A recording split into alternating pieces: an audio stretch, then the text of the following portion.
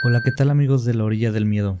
Hoy les contaremos la historia que nos hizo llegar Guadalupe A por medio de nuestra página de Facebook. Queremos agradecer la confianza e invitamos a quienes quieran contar su historia paranormal, nos la pueden enviar por cualquiera de nuestras redes sociales. Iniciamos. La orilla del miedo, donde tus historias hayan vida.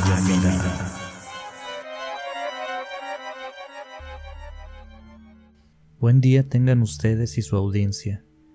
He estado escuchando su canal y me gustaría compartir con ustedes una historia que sucedió en mi familia. Solo contaré mi perspectiva, porque es de la que tengo certeza.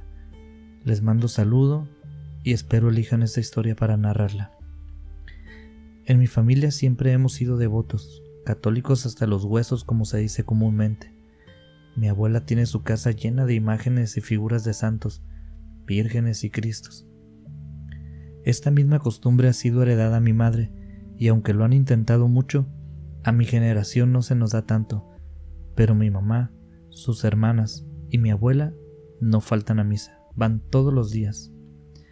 Algo que siempre comentamos entre los primos es que creemos que es más cuestión de costumbre que de fe, porque la verdad en mi familia no nos caracterizamos por ser las mejores personas. Habemos personas groseras, desatentas, impuntuales. Bueno, lo que quiero decirles es que somos una familia de las que se consideran grandes y pues común y corriente. Por eso es que hay de todo. También hay buenas personas, pero igual que en todos lados es lo que menos se ve y de lo que menos se habla. Por eso les digo que creemos que es más costumbre que otra cosa el asunto de la asistencia tan rigurosa a misa. A mí me gusta ir al parque a ver a mis amigos, y a mis tías y a mi abuela pues le gusta ir a visitarlos a la iglesia. Y mira que si tienen gente conocida allí, es como ir con una celebridad, saludan a todos y hablan de todo, están metidas en cada celebración y organización. En un día casi común y casi corriente de julio, se nos ocurrió ir al cementerio a mí y a Juana, una prima mayor que yo, solo por un año, pero mayor. Siempre nos había llamado la atención todo lo oculto y prohibido, por la misma cultura prohibitiva que existía en mi familia debido a nuestras creencias. Nunca hacíamos nada malo, pero sentíamos que estábamos desafiando a los mayores cuando hacíamos cosas que estaban prohibidas. Así que las vueltas al cementerio sin permiso no eran tan raras. Pero ese día sucedió algo muy diferente a los demás. Después de estar caminando y tonteando entre las tumbas platicando, hablábamos cosas sobre los que estaban enterrados, veíamos sus fechas y calculábamos su edad, y a veces les inventábamos alguna historia. Esta persona por su edad murió joven, creo que de seguro fue un accidente de carro, pero él no iba manejando, iba con sus primos. Cosas así, disparatadas, solo dejábamos volar la imaginación. Estábamos sentadas bajo un mezquite y sobre una tumba, cuando se nos acercó una señora mayor que se movía muy lentamente. Recuerdo que primero dudamos que viniera con nosotros, pero después fue muy claro. Era una señora regordeta, muy bajita, traía un sombrero de paja, falda blanca y ancha, una blusa de color café que dejaba a la vista unos pechos muy grandes, pero ya atacados por la edad. Tenía también un rebozo color rojo y una bolsa de mimbre. Le pusimos especial atención porque no sabíamos si venía a regañarnos o solo nos pasaría por un lado. Además que ese día era miércoles. Nunca íbamos al cementerio local en fin de semana, había mucha gente y nos podían ver. Entre semana había menos y se nos hizo raro ver a alguien.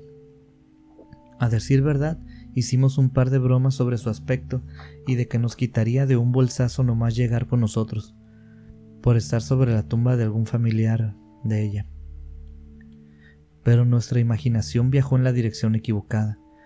Cuando llegó con nosotros, solo nos saludó y sonrió amablemente. ¿Qué están haciendo acá, muchachitas? Este no es lugar para pasar el rato, nos dijo. Mi prima, que es mucho más aventada que yo, le contestó que estábamos de visita, y con su mano señaló la tumba donde estábamos sentadas. La señora se llevó las manos al pecho y dijo: ¡qué bendición! Ya no se ve que los jóvenes se interesen por los muertitos. Yo venía a ver si les podía vender un escapulario o una figurita, pero del puro gusto que me da que estén acá, se las voy a regalar, las dos. Sacó de su bolsa otra bolsa, pero esta segunda era de plástico. Tenía un montón de escapularios enredados y liberó uno de aquel montón. Sacó un escapulario con la imagen de la Virgen. La imagen se veía algo extraña, pero yo sabía que era la Virgen de Guadalupe. Guardó los demás y siguió buscando dentro de su bolsa. Sacó también una figurita de algún santo que yo no conocí y también nos la regaló. Nos preguntó si lo conocíamos y de nuevo mi prima se adelantó y dijo: claro que sí, señora, que nosotros estemos aquí no es casualidad. Mi abuela tiene muchas figuras y toda mi familia es muy devota. Conocemos cada uno de los santos que existen y los que están por existir. Se rió y luego nos reímos las tres. Pero por supuesto, nosotras no sabíamos lo que estaba pasando. Aquella señora se despidió y nos regaló una última sonrisa antes de irse. Nos aseguró que esos regalos llevaban una intención, que las medallas, escapularios o figuras que te obsequian llevan más energía que las que compras en cualquier lugar. Nos pidió que la colocáramos en un lugar donde todos pudieran verla y nos aseguró que pronto veríamos los resultados. Nos fuimos a la casa y por supuesto que la figura y el escapulario fueron tema de conversación. Le dije a mi prima que se le había ido la mano con la respuesta de que conocíamos todos los santos y de nuevo nos reímos, pero ella me aseguró que la figura era de Santo Tomás de Aquino, un santito que una de mis tías le tenía mucha fe. Yo no lo recordaba. Mi prima me dijo: ya hay figuras de él en la casa de mi abuela. Te aseguro, es más, que si la ponemos en su santuario, ni se da cuenta. Igualito va a pasar con el escapulario. El santuario le llamábamos a un nicho que tenía mi abuela con todas las figuras que tenía de santos y vírgenes. La verdad, aunque no son mis preferencias, no puedo dejar de señalar que ese espacio estaba súper cuidado y diseñado a gusto. Tenía espacio para colgar fotos, veladoras y hasta papelitos. A veces mis familiares venían y colgaban algún papel con peticiones específicas. Dejaban flores y agua. Está muy bonito. Y en vista de la propuesta de experimento que había hecho Juana, nos dimos a la tarea. La figura no era grande, de hecho era más bien pequeña, así que no batallamos ni poquito en echarnos a la bolsa aquellos regalos. Juana se llevó el escapulario y yo la figura. Nomás al llegar a casa de nuestra abuela, seguimos la rutina normal. Nos echamos al sillón a ver la tele y aguantar las burlas y críticas de mi abuela y tías por no estar haciendo algo de provecho. Un lado bueno de tener una familia fanática es que son bastante predecibles, así que esperamos a que se fueran a misa para iniciar nuestro proyecto, aventura, travesura, investigación o como les parezca mejor llamarlo. Hoy sé que el nombre correcto es un error, pero no quiero hacer spoilers, así que seguiré contándoles la historia. Apenas se fueron mis tías, quedamos solas en casa de mi abuela. Además estaba un tío y un primo, pero ellos estaban afuera, en el patio, así que ni nos pelaban. Nos paramos frente al santuario de mi abuela, cada una con su respectivo objeto en la mano. No tardamos mucho, pusimos la figura de tal modo que se mezclara entre las otras y el escapulario lo colgamos junto con otras medallas y homónimos que había en aquel santuario. Intentamos disfrazarlo, pero sin esconderlo. La idea era saber si lo notaban o no, pero tampoco se la queríamos poner tan fácil. Los días pasaron con su rutina normal. El experimento fue un éxito.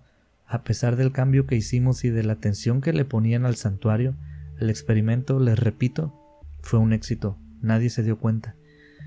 Pero donde sí hubo un cambio, aunque yo no fui de las primeras en notarlo, fue en las actitudes de mi abuela.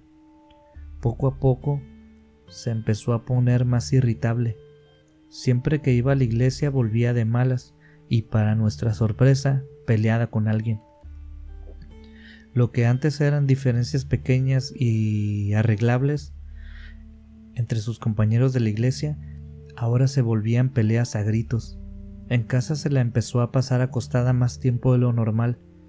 En la familia se platicó mucho el tema y pensamos que quizás estaba deprimida, así que más se empezaron a empeñar en llevarla a la iglesia, y más era el coraje de mi abuela.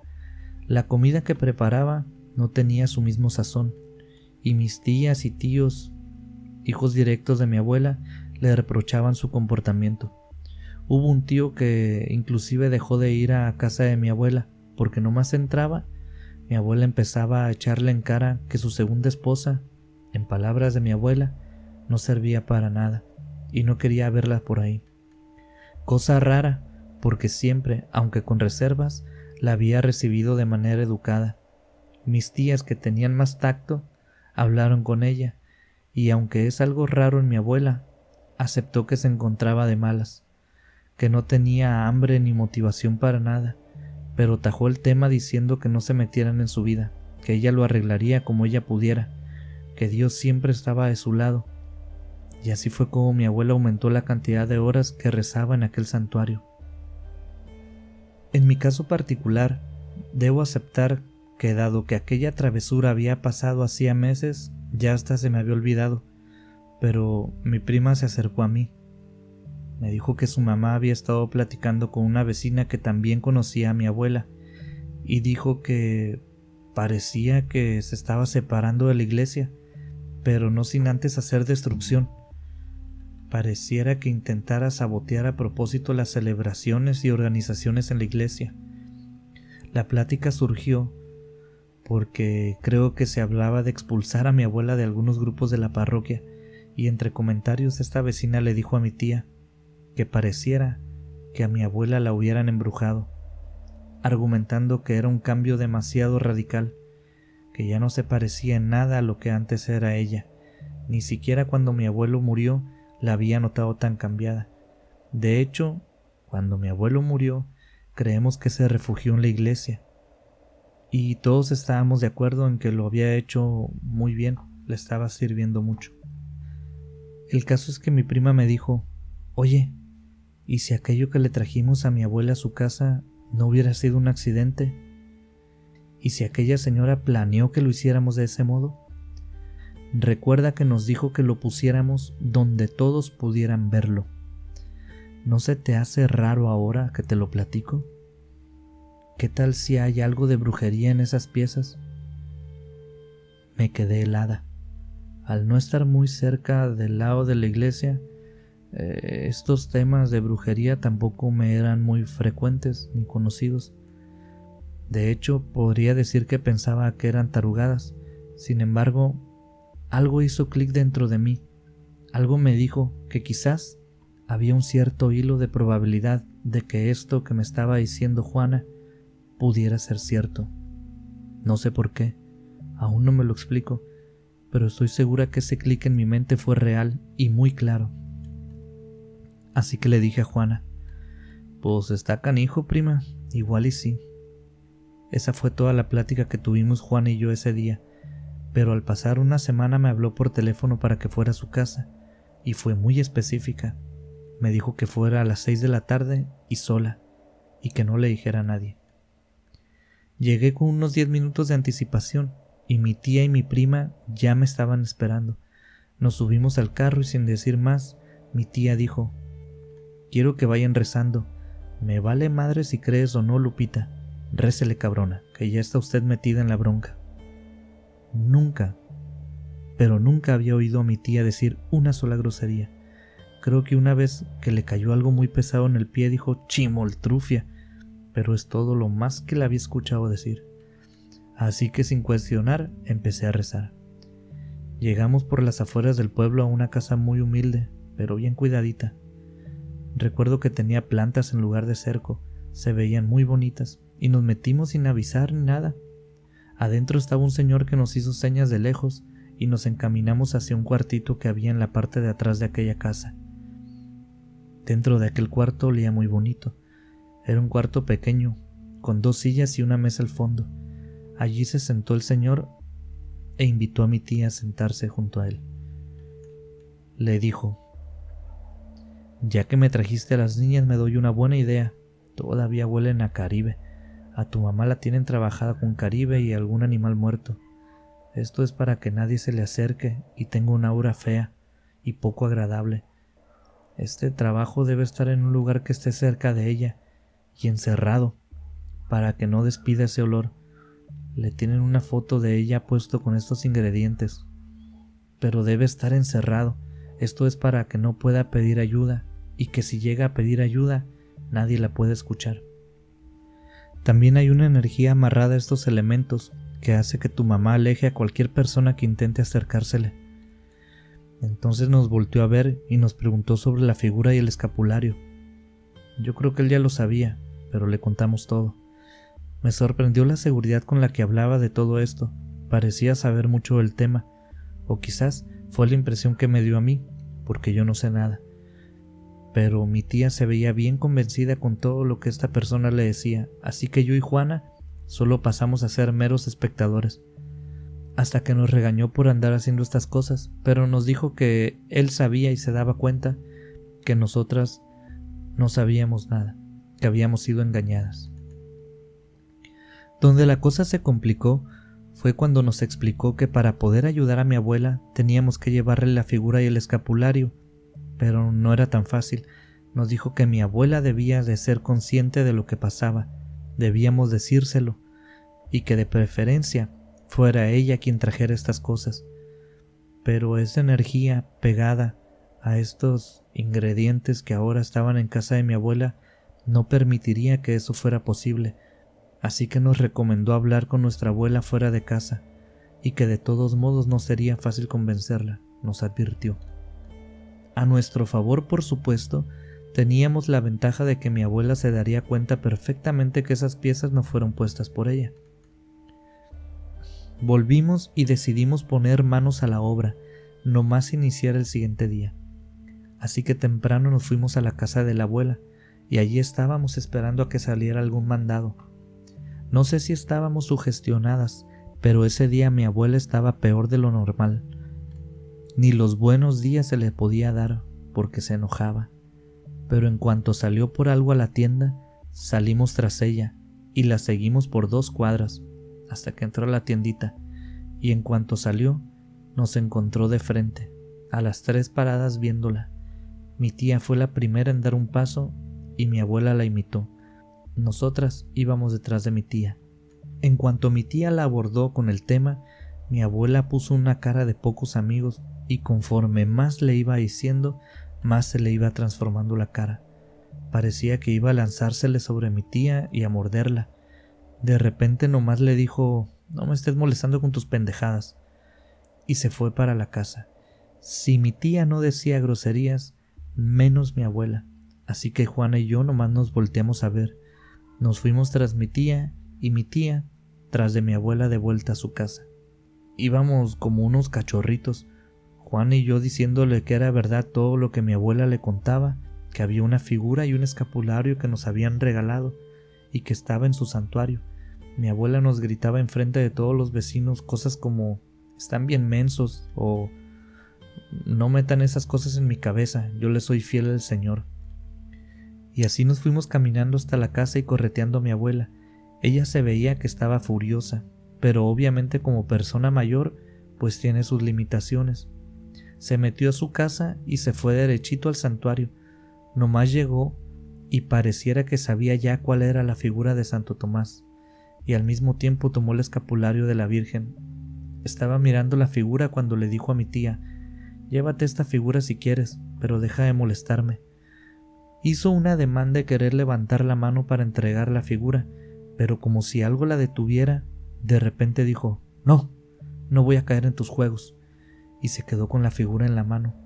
Mi tía le recordó que era ella quien debía sacar esa figura de la casa, y mi abuela se veía cada vez con más coraje, pero también se le notaba en su rostro una mirada confundida, como si no supiera qué hacer.